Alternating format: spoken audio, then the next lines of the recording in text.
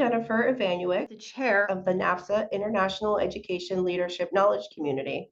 In collaboration with the teaching, learning, and scholarship knowledge community, we have curated a series of short interviews with thought leaders in the field in recognition of NAFSA's 75th anniversary. From the IEL KC perspective, we are examining how the role of the senior international officer has evolved over the years and how it might continue to change in the future as we navigate the landscape of higher education and the complexity of global dynamics. I invite you to listen to our series and reflect on what that might mean for you and for our field. Thanks for tuning in.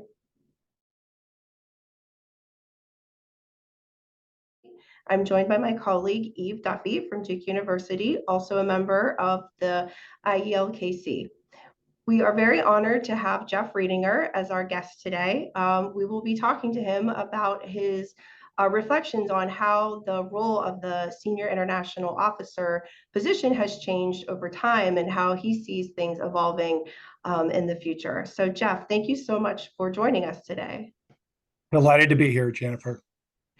So Jeff, I know you most recently served as a senior international officer at the University of Washington. You also are a past president of NAFSA. So thank you so much for your service to our field.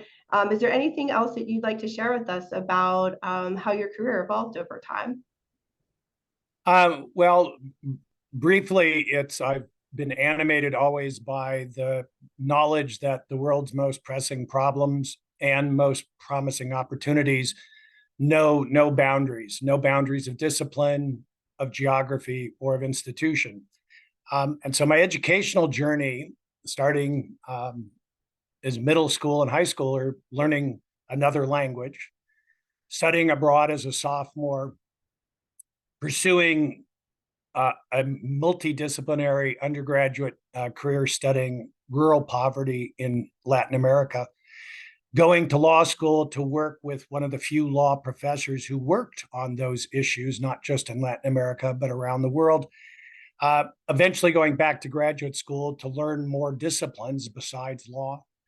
And then spending 20 plus years at one of the United States' great public land grant universities, globally engaged, originally as a faculty member, then as director of the Center for Advanced Study of International Development, then as assistant, then associate, and finally dean of international studies and programs, a position that MSU established in 1956. So they've been doing international education leadership stuff for a good long while.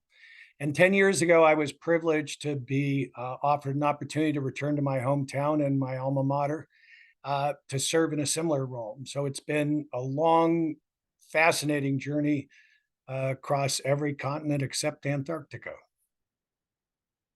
Yeah, you've definitely had a really interesting and varied career and set of experiences. So I'm really excited to ask you this question, which is, given the different positions you've held and also, being a leader in the field, I'm sure you've heard other people's experiences.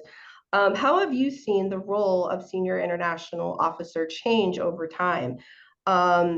And are there certain skills or competencies or things that you see in a job description that have maybe changed from 10, 20 plus years ago? Are there things that have stayed the same? So what are your thoughts on that?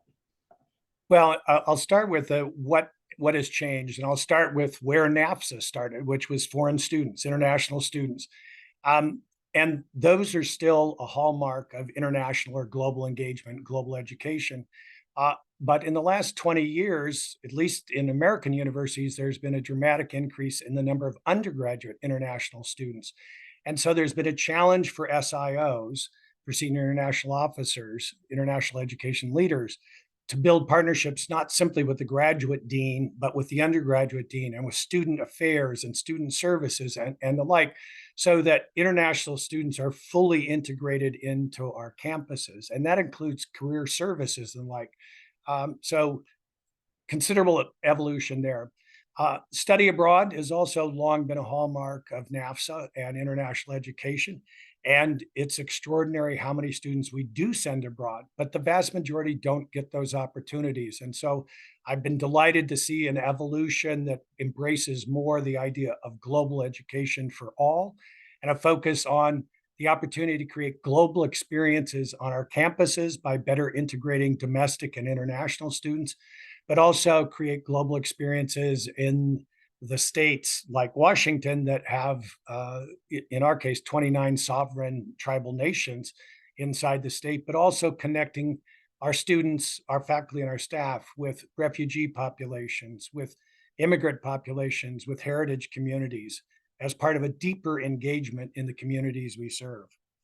Then there's some newer roles as part of the study abroad experience. Maybe 24 years ago or thereabouts, we started at those institutions that could afford it, hiring global travel security folks to make sure that we were really doing all we could and should to assure the health, safety, and well-being of our students, faculty, and staff when they were traveling abroad. We also built increasingly some network on campus of global operations support, where we recognized that in some countries we had registered presence. Some universities had branch campuses, other things where you needed to be able to operate under their legal codes, under their banking laws, and the like. And that couldn't all just happen in the SIO's office.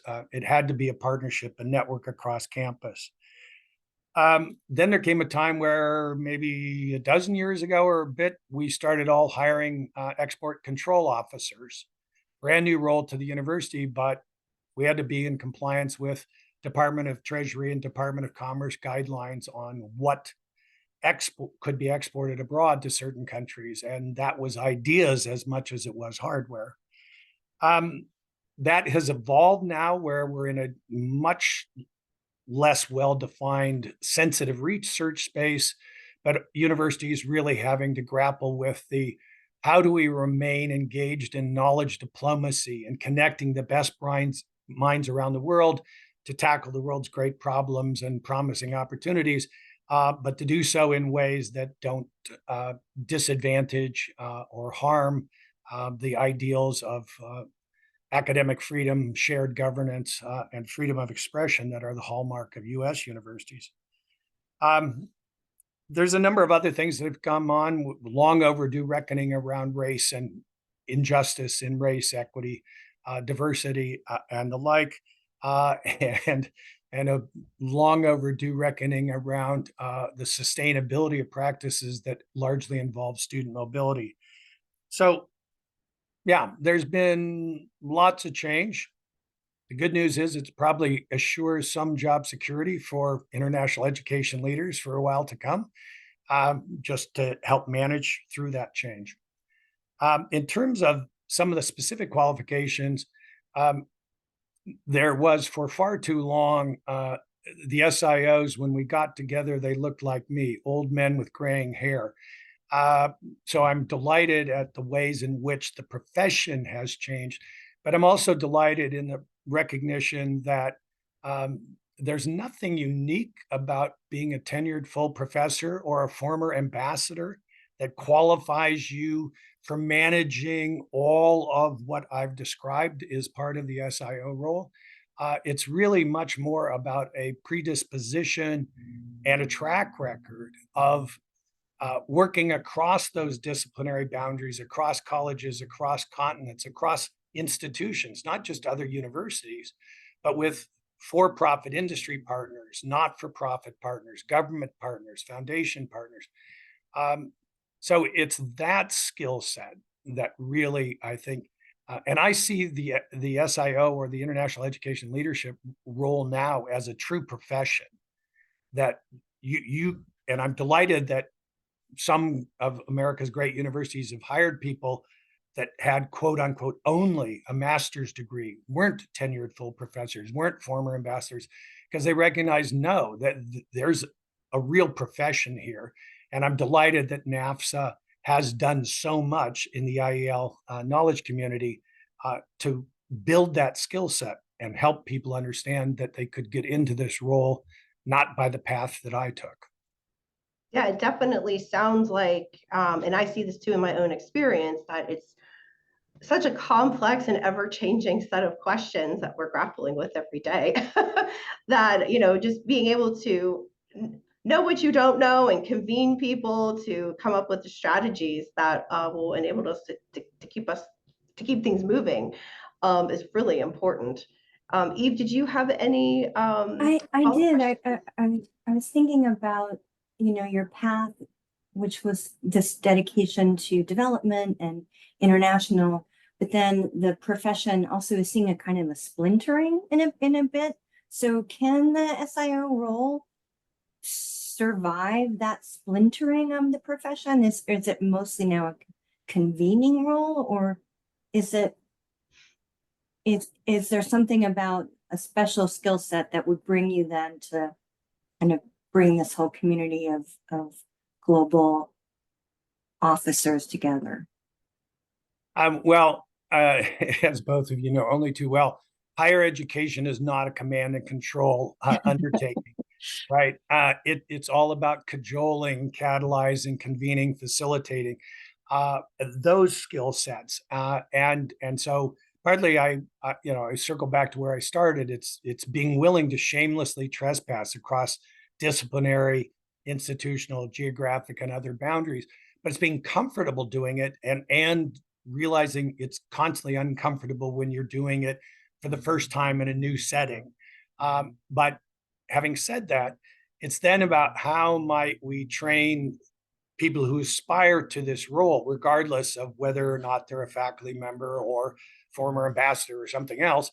How do we train them? And partly there, my response is a bit more generic to higher education in general. As one of my colleagues regularly reminds us, we're engaging with 60-year learners, given people's life expectancy. If we start being your educational provider at age 18 or 19, we want to be with you for the next 60 years.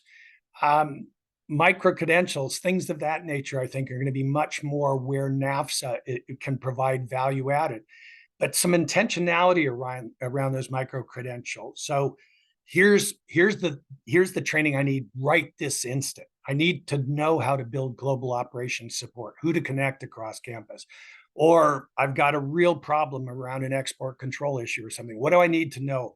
But if we can be intentional about how all of those pieces aggregate up so that you could have both the micro credentials, but you could also, over the span of a year or a couple years, get to a place where you could credibly say to would-be employers or your current employer, I'm qualified for, to move up in the hierarchy and play a more prominent central role in how we engage globally.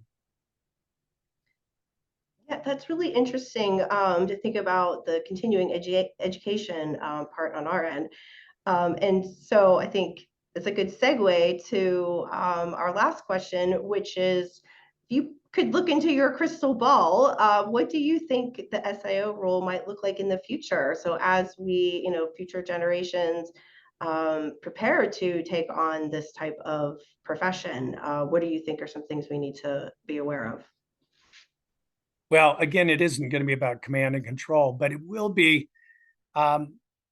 ideally being recognized as one of the senior leaders of the university, whether it's a university, two-year college, liberal arts, whatever the institutional type, being recognized as this is indispensable role, being recognized that it's global.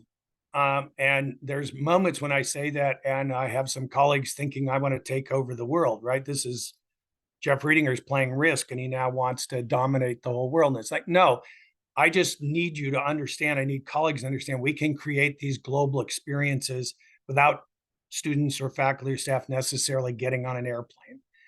So let's be intentional about it. It's not because the last word on all of these decisions is going to rest with the senior international officer. It's going to be, we just need to be there as a voice. And I'm about to say something that regularly comes back to haunt me, but I'll say it in any event. I'm never surprised when deans behave the way we pay deans to behave, which is to be zealous advocates for their school or their college. I'm pleasantly surprised when they embrace a whole of institution approach to some problem.